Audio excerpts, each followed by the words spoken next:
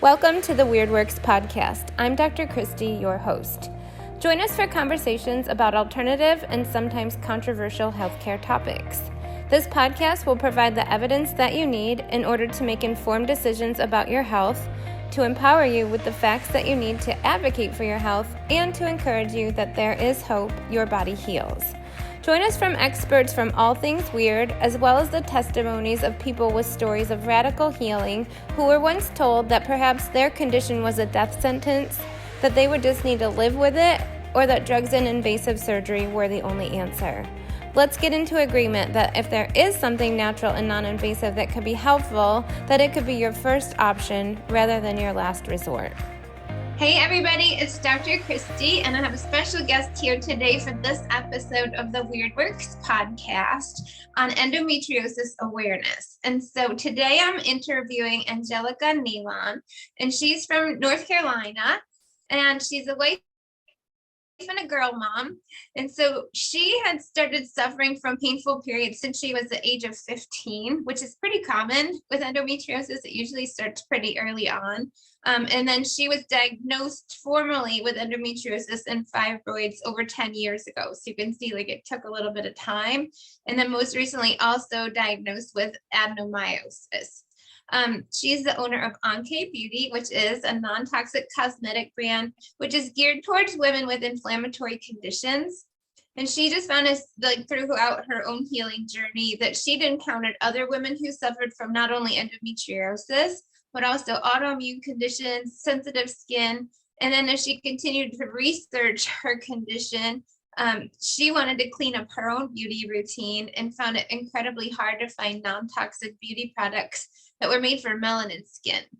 And she loves lipstick, and she was devastated by that fact. I know we often find like women's personal care products and cosmetics don't test well for them, and then they're like, but you have to give them a solution, right?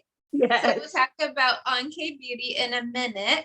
But that was important to her to help women of color enjoy beauty products without harmful ingredients, toxins, and having potential flare-ups of their condition. So we just talk about like, why did we invite you on this show? Like, how is it a fit for our Weird Works audience? And I just really felt like your mission very well resonates with ours. And so you had spoken about like your mission is to advocate and help women with chronic pelvic pain to be heard and to have them be taken seriously by the medical profession so that they can get a quicker treatment plan. We were always trying to be proactive and as preventative as possible. And we'll chat about how this condition isn't easily diagnosed. It often goes misdiagnosed or undiagnosed for long periods of time, while women really suffer physically and emotionally from not getting answers or being able to create an action plan going forward. And then we're also going to discuss harmful chemicals that unknowingly often we introduce into our bodies that actually act as endocrine or hormone disruptors. And we've talked about some of this like in our health program. So I'm so glad that you found out. Sometimes when you find out, it creates anger, but with that creates action, which is good. Yes. But also for our members, in case you guys don't know my bio, endometriosis, like my own personal journey with it, is what ultimately led me on this path to become a wellness doctor. I was actually going to become a medical doctor. And unfortunately, their inability to diagnose, treat, prescribe, and figure out what to do with me really failed me personally and made me second guess whether I wanted a career in traditional medicine. And I actually quit, my pre-medical studies and went to chiropractic school instead. And now have this practice where we do detox and natural health remedies and a huge nutrition focus. So that's part of my story as well. And I'm going to talk about that in a separate podcast. And we have a special event coming up that we want to kind of highlight women's journeys through endometriosis and bring awareness to it. And leading up to March, which is Endometriosis Awareness Month. So welcome to the show. Thank you so much for joining us. So I thought maybe we could just start off with your journey. You mentioned that you were 15 years old. Like, what was going on back then? So I actually started menstruating when I was 11 years old. And then around ninth grade, I started to have, my first period that was really painful. I just thought was a fluke, and then it just became a thing every month. And it got to the point where I was missing school, a couple of days a month. And in high school, you can't really do that, it becomes an issue. So my mother, she doesn't suffer from anything like that. My grandmother didn't either. So they were like, what do we do? So they took me to the doctor, and I was actually put on birth control pills, just so I could try to make it through. But it never really got rid of the pain. It just kind of was a Band-Aid at the time. It was enough for me to get through the month. But yeah, I was on those pills for several years, up until the birth of my daughter. But that was a rough period, just because you're 15 and you're having crazy pain and headaches, and I had really, really heavy bleeding. So trying to combat that and kind of be a normal teenager was rough. Yeah, I mean, just like starting your menstrual years as a teen, that's, traumatic enough, just learning how to be a woman and that kind of thing, and coming into all those hormonal changes. But then when it's not a normal or healthy experience, of course, just adds to the stress of it. So you were able to have a daughter. Did you have any infertility issues or trouble getting pregnant? I didn't with her. That was pretty easy. But after her, I've not been able to have any more children. I actually had some testing done, and it was after one of my surgical procedures, which I know we'll get to later, but I was having trouble with them trying to do that procedure because I had so much scar tissue going on. And so I just, was like, you know what, I kind of just gave up on it, honestly. Yeah. Okay. Now, maybe we should define what endometriosis is. Do you want to take a stab at explaining it? Because most people are like, endo what? Which is actually the name of the movie and the Instagram that we're going to share. Right. So with endometriosis, a lot of people think it's just a reproductive disease, but it actually affects your entire body. It can affect of course, your reproductive system, your digestive system. Some people even have issues with their diaphragm. It's been on the lungs. It's even been found in the brain on some folks. But basically, it's very inflammatory, causes lots of pain. You can even have pain outside of your period. But it's basically where that tissue kind of floats outside of where it's supposed to go, and it floats into other parts of the body. And every month when you menstruate, that blood has to go somewhere. But it, obviously creates lots of pain. So it's something that I wish people understood, that it's not just in one area. It's a whole body experience. Exactly. And we're going to chat about that. I think what often kind of women get pigeonholed, like, okay, this is a women's health issue. So you go to the OBGYN because that's like the woman doctor. And then what we know is like the more specialized doctors tend to be, the more narrow they look at, right? So they're not necessarily looking at the full body, so if you go to a women's health expert and they don't find anything wrong with your uterus or ovaries at first glance, and then you're like, but it also hurts up higher, and they're like, oh, well, that's a gastroenterologist. You need to go to somebody else for them. And then if you're like, oh, and it also kind of hurts around my back, like maybe that's like an osteopath. It's like, did you kind of get sent all over? Did you see multiple doctors before you figured out what it was? Oh my goodness, yes. So I'll explain one experience I had prior to my very first surgery, which was finding out that I actually had endometriosis. I was out of work for 2 weeks. It had just gotten so bad, and I woke up one day and I was just miserable. So I went to one specialist, and she's like, oh, well, some people have painful periods. It happens. And it kind of just was like, let me just give you ibuprofen and go along. And I was like, this is not it. So I go to a second physician. He's, a specialist. They sent me to like a reproductive endocrinologist, and he was like, well, your periods can't hurt that bad. It's got to be something else, and sent me away.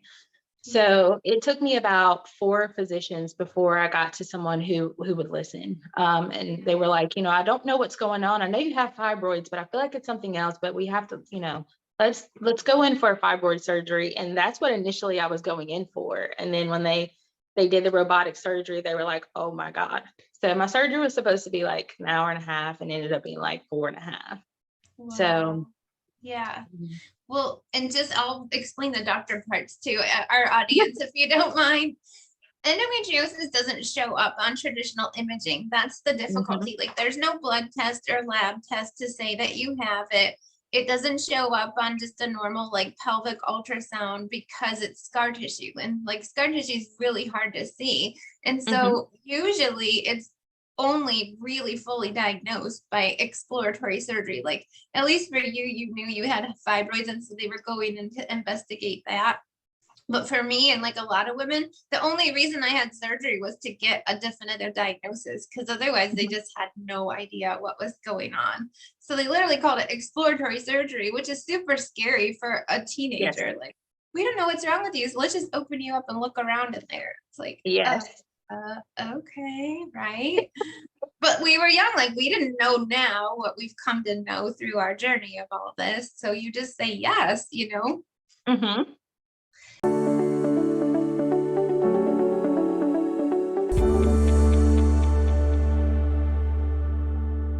Are you tired of going from diet to diet to come up short and feel worse than you did when you started? Or are you just lost with all the mixed messaging out there today and not sure what's best for you and your lifestyle? Maybe you were told that you had to live with your symptoms and accept feeling less than your typical vibrant self. Well, I'm here to tell you the truth. As a practicing doctor of chiropractic, kinesiology, and clinical nutrition, I see people all the time that are just like you, frustrated and starting to lose hope. But I do want you to know that you do not have to give up on the you that you know you could be. There is a way to truly achieve optimal health and also to live your life. I want to share with you how, by doing some small, doable adjustments and taking on a new approach to enjoyable and non-restrictive eating, we can help you start feeling better and begin to see changes in your waistline and start releasing weight in as little as 14 days. So then so tell me again, what was the period to get an accurate diagnosis? So you started kind of 11 menstrual, 15 painful, and then what age? Yeah, I didn't have that surgery until I was about 26 years old. Wow. So yeah, that was a long span. And I didn't even know I had fibroids. This doctor was like, well, I see one on this ultrasound. Let's go in there and look around and see if we can get this thing out of here. And I was like, a fibroid, what's that? And it kind of just snowballed. And it's weird, right? Like you don't want to hear that you have something wrong with you, but after a certain amount of not getting answers, you kind of like, well, it's kind of helpful to know that there's something. Like now we can maybe like from there, like create an action plan, Yeah, there were lots of ER visits prior to that surgery just for pain. And I'm like, I'm in a lot of pain. That's something I experienced. A lot of times they thought that I was coming to get, drugs. And I was like, no, I promise I'm not a drug seeker. It's just, I'm in a lot of pain.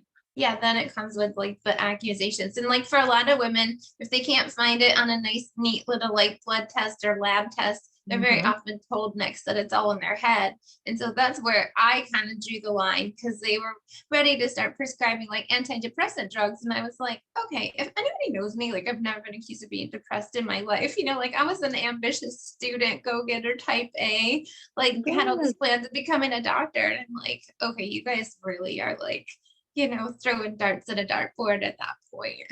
Yeah. Yes. Okay. So then you get a diagnosis, now you learn about this word endometriosis, and maybe like you just described, now we know what it is, but what advice were you given on how to manage this condition called endometriosis? Funny thing, nothing at all. So the first time I heard it after my diagnosis, I was like, okay, I have this thing. And okay, you went in, and he's like, well, while I was in there, I just went ahead and did everything, while we were there. And I said, okay. So in my head, I'm like, oh, I'm cured. Gone. Yeah. This is it. Yeah. So, and no one said anything else to me. I move on, a year or two later, I wake up in horrible, horrible pain again, but in a different area. It's in my digestive tract, and my husband, we're thinking it's my appendix. We're freaking out. We go to the ER. They don't see anything on ultrasound. So then of course they're like, we're just going to go in and look. And they did a CT. We see something.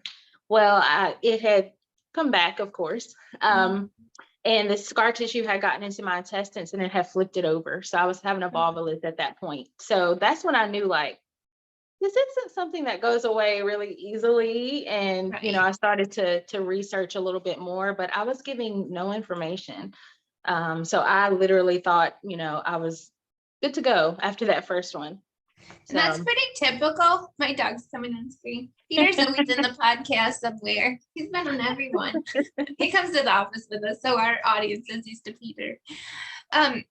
Well, and that's kind of typical. Like women have treatment and then it comes back every 2 years. Like I was having laparoscopic surgeries every 2 years while trying to go to, undergrad and college and everything else. And then after your surgeries, did they do anything like hormone blockers or Lupron therapy? no, they didn't give me anything. He was just like, well, you should feel a lot better. And I'm like, okay. So then after I had the intestinal surgery to kind of get rid of the scar tissue again and kind of put things back, and I lost a small part of my small intestines due to that, but luckily I was able to kind of, my body was able to figure out what to do without that. They still didn't give me any type of guidance. And so I was like, you know what? I'm going to have to start figuring this out for myself. And they probably really weren't able to tell you what caused it in the first place, right? Mm-mm. They were just like, this is weird and you're young and we see this in older folks, but we did. Mm-hmm. And then that's when they called gynecology down and they're like, what is this? So I still felt like I just wasn't given enough information, to kind of go forward with this. And at that time I was still fairly young. So I really trusted them to guide me in a lot of things, which most people do. But I realized like some of this I have to figure out for myself. Yeah. Well, and that's why this event, Shed a Light on Endo is coming to Jacksonville and making a nationwide tour, because unfortunately, however many years ago that was for you, for me, it was like 20 to 25 years ago. Unfortunately, medicine hasn't really caught up. Like they don't really know a whole lot more now about this condition, the causes, how to prevent it, how to guide women even after surgical intervention.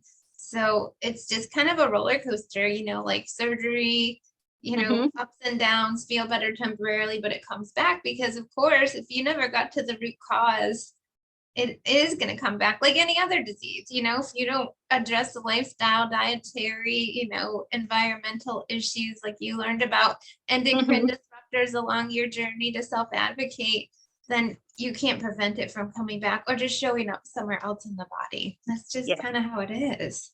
Unfortunately. So then, tell me kind of like, then what did you do about finding answers? Like what resources along your journey did you find helpful? Like, did you start reaching out to holistic professionals? Tell me about that journey. So I started to kind of change my diet initially. So I was like big on a lot of red meat at the time. And, I just ate what I wanted. I was young, and I was like, most of the time you're not really that tuned in. Right. No.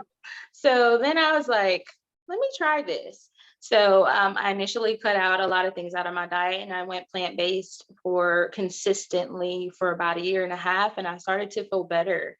And then I just kind of decided I was going to kind of let fish creep in here and there. I do have fish periodically, but, I really was a stickler about that. I found that cutting the dairy made a huge difference. During the pandemic, I'll be honest, I'm human. It was hard to kind of stick to that because a lot of the things that I was used to getting, like they were out at the grocery store. We were having lots of supply chain issues. And so I was like, what am I going to do? And then I started, letting things creep in. And sure enough, that pain started coming back really, really hard. So then I knew like, I can't do these things. And so a lot of doctors were giving me medications, a lot of pain medications just to get through my day at my job. And I didn't like how they made me feel. And I was at my wit's end because honestly, that pain medicine was not helping. It was just taking the edge off, but I just felt like, I'm not getting anywhere. So I decided I was going to Google acupuncture. And I've heard that it works great. So I actually met with my doctor, the acupuncturist in Durham, North Carolina. He's great. And I had my first session and I was blown away when I left. Headaches were gone. I was having, headaches from hormone issues and no more headaches. My pain was significantly better. He actually had me on like a custom herbal regimen. So I was doing that twice a day, and he actually had me started, and then I menstruated 2 weeks later, and I couldn't believe it. Like, the pain was so much better, and I was just like, "Are you serious? I should have been doing this all along." Yeah, it's always So frustrating when you're like, why didn't anybody tell me this? I could have been starting to feel better. Yeah, yes, so acupuncture, I love it. It really, really helps with my pain management. that's awesome. Well, and like the foods that you mentioned, like red meat, dairy, those are animal products. And so Mhm, animal products, dairy is inflammatory anyway. Red meat is also, but it has to do with the quality of it. And so if it's not sourced, it's not grass fed, it's not organic, anything that's animal based, you have to really be careful about growth hormones and other mhm. hormone uses that are just widespread. I don't know why they're allowed to be used in our country, because if you get meat and dairy and butter outside of our country, they aren't allowed to use growth hormones. So that's an Americanized thing. So Yes. yeah, that's where that starts to mess up your hormone balance as well. And then where did you start finding out about chemicals in the products along your journey? Oh my goodness. So I just started reading books, any books I could get my hands on, Mhm. And I actually worked in a clinic with an optometrist, and she kind of had a holistic approach to a lot of things. And so she was Cool. giving me books and things like that. So I was like, oh my goodness. When I first read the first book, I was ready to throw my whole house in the trash. I Okay. know, right? It can be overwhelming. Yes. I was like, everything is toxic. Oh my goodness. And my I husband's know. like, you can't throw the whole house away, honey, at one time. Yeah. So Yeah. I just started to read up on, parabens. I didn't realize they existed and how much they are in everything that we put on our bodies, lotions, soaps, makeup. Mhm. I was blown away by the makeup thing. I was like, oh Yeah. my goodness. And I have been putting makeup on my face for years. Right. So I Like really most. started to make some changes. Yeah. So little by little, I started to change things. After I ran out of something, I would toss it and then get a clean replacement for that. So Right. And that that's was how that we was honestly. stated.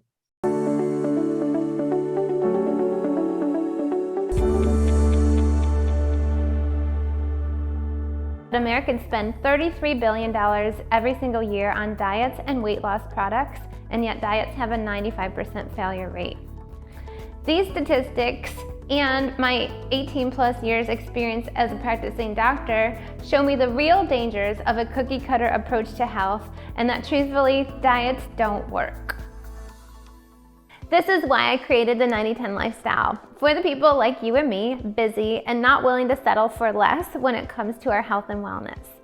This program isn't just about feeling fantastic and or losing weight for good. It's a roadmap to upgrading your body and mind from the inside out, while simultaneously suppressing the inflammation and suppressing the guilt that often comes with a high stress, high expectations, and high performance.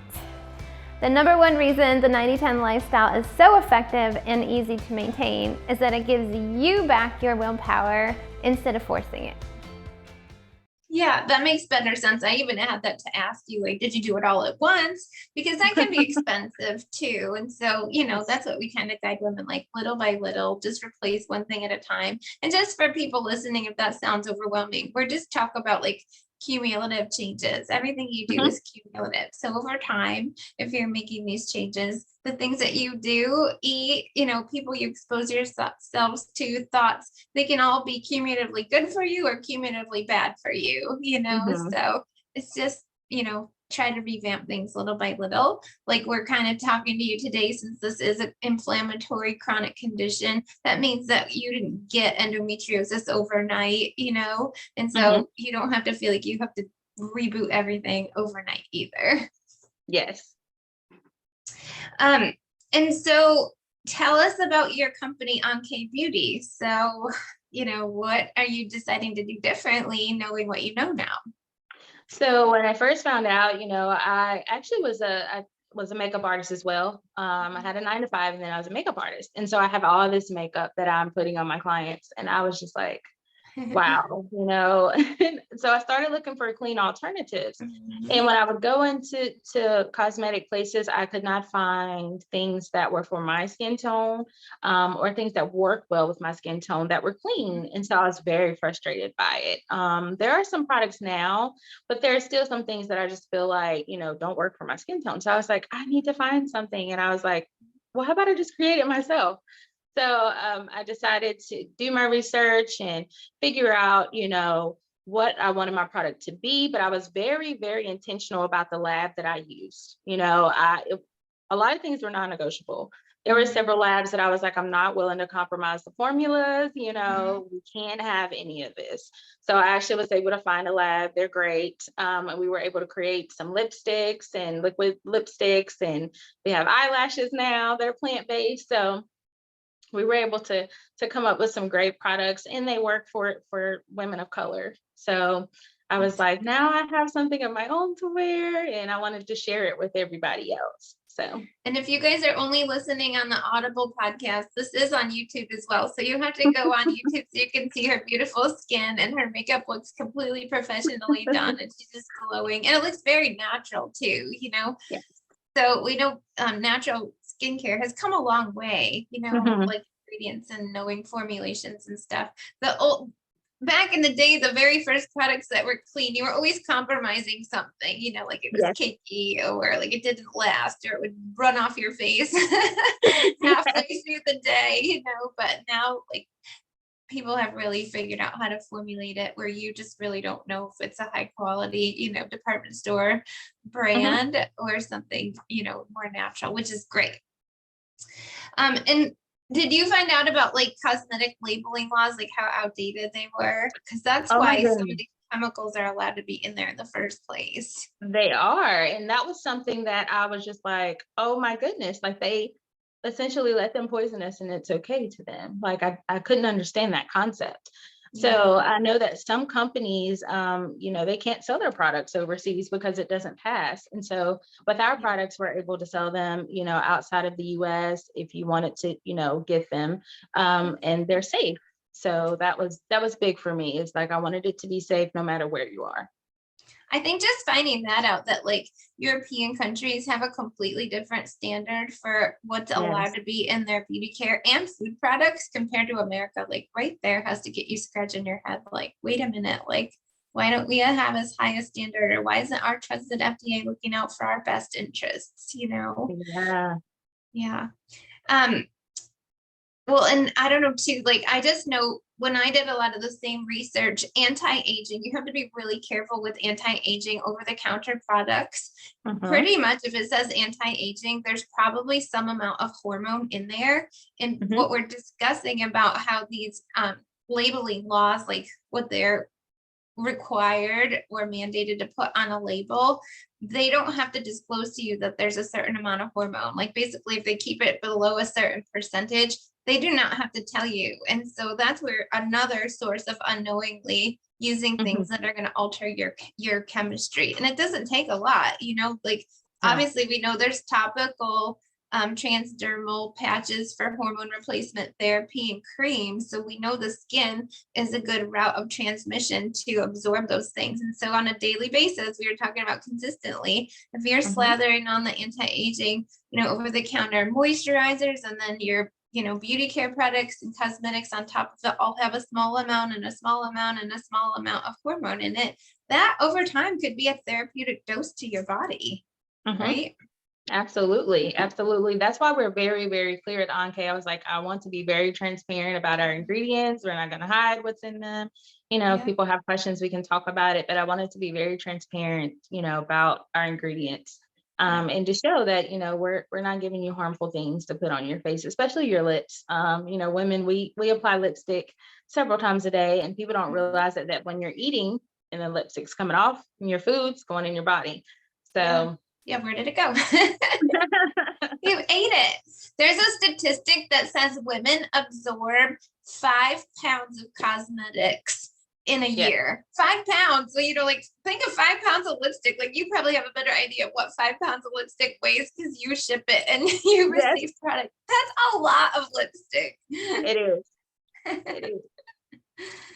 So did you learn any, do you like have any resources where women can go to find out about the safety of their beauty care products? Yes, so there's a website called EWG that a lot of people can go to. I use it myself when I go Love that. shopping. And I'm Yeah. like, nope, doesn't pass. Nope, doesn't pass, But they are a great resource that people can use. Like I said, I use it myself when I'm shopping for products. I instructed, my friends to use it when they're looking for things, beauty products, anything that goes on the skin, even lotions, anything. So they're a great, great resource. I know I always tell patients, I'm like, so if you have some time to spare and you want to spend like 3 hours in your like local, CVS or that kind of a store, like go in there they have an app too called Healthy Living by EWG. And, you could just barcode scan all your stuff and read about it. But it is really great because it grades it too. Like it'll say, green light, yellow light, red light kind of a thing, and give it a score out of 10. I think 10 is the worst, but it breaks it down like why it got a bad score, whether it's a carcinogen, it's an endocrine disruptor, it's inflammatory, like neurotoxin. There's a couple different categories. Then you can start to learn, because not everybody has a biochemistry degree, and even I get overwhelmed. Like you read labels and Yes. we kind of just tell women, like, if you can't pronounce it, it's probably not natural. Like if it's not a recognizable ingredient, it's probably created in a chemistry lab. You should probably not avoid it, or you should probably avoid it. And an acupuncturist once said it this way to me. She said, if you wouldn't consume it, if it's something that's not safe for you to ingest, it shouldn't go on your skin either. And I was like, Mhm. well, that was kind of a mind popping, explanation. Yes. Yeah. So I thought that was good. But yeah, that's a great resource. We like it as well. So how can listeners follow up with you? I'm going to put all the links to her products. I'll put the EWG link if you want to go and nerd out and look up your ingredients and everything. But where can they follow up with you if they want to connect and learn more about this in your company? So we are on Instagram. It's Anke Beauty on Instagram. We're also on Facebook. Our name's a little different on Facebook, but it's Anke Beauty LLC. You can find us there as well. And then I also will be on the Shed Light on Endo. I'll be on the panel, so you guys will hear from me again. But and then also you can shop products at ankebeauty.com. Okay, great. And like I said, I'll put all those links, but she's absolutely right. We're both going to be panelists on this event. So let me give you guys a little verbal info and then the links to register. You can watch the little trailer for the movie that we're going to be playing at the event as well. But like I said, March is Endometriosis Awareness Month.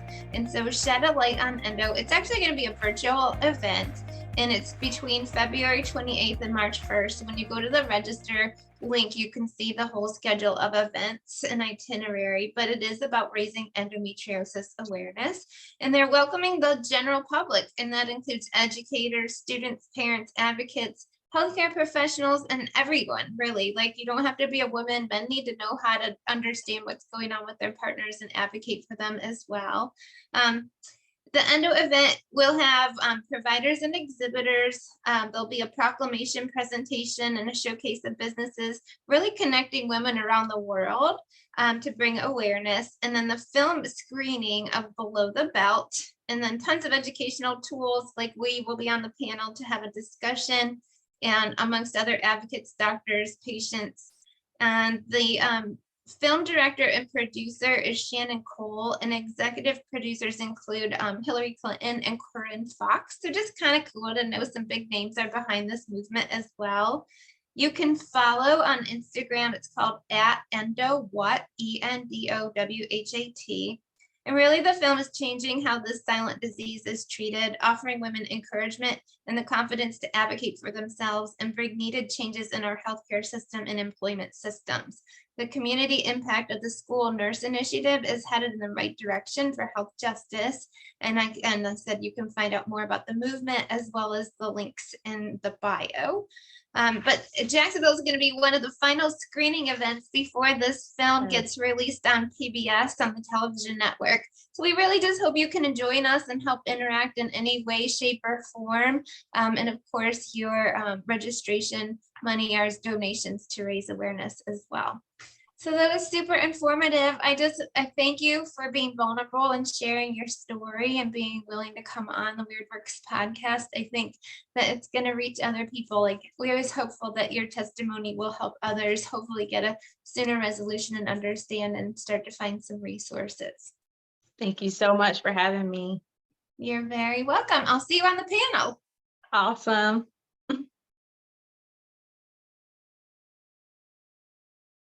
Your health and how you feel on a daily basis directly impact your mental, emotional, and spiritual health.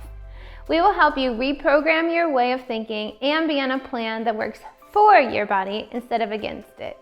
It is time to rewrite the false belief that health abnormalities are normal and that it just is what it is. You do not have to live with feeling less than 100%. We invite you to take a serious look at how you feel on a day-to-day basis. Is what you're doing working? Do you want to learn how to live a more holistic life that's still enjoyable and fun? The 90-10 lifestyle can be the bridge from subpar results to the vibrant and abundant lifestyle that you've been looking for. So click the link by this video so you can get started today. We truly know that this program can change your life. We'll see you on the inside.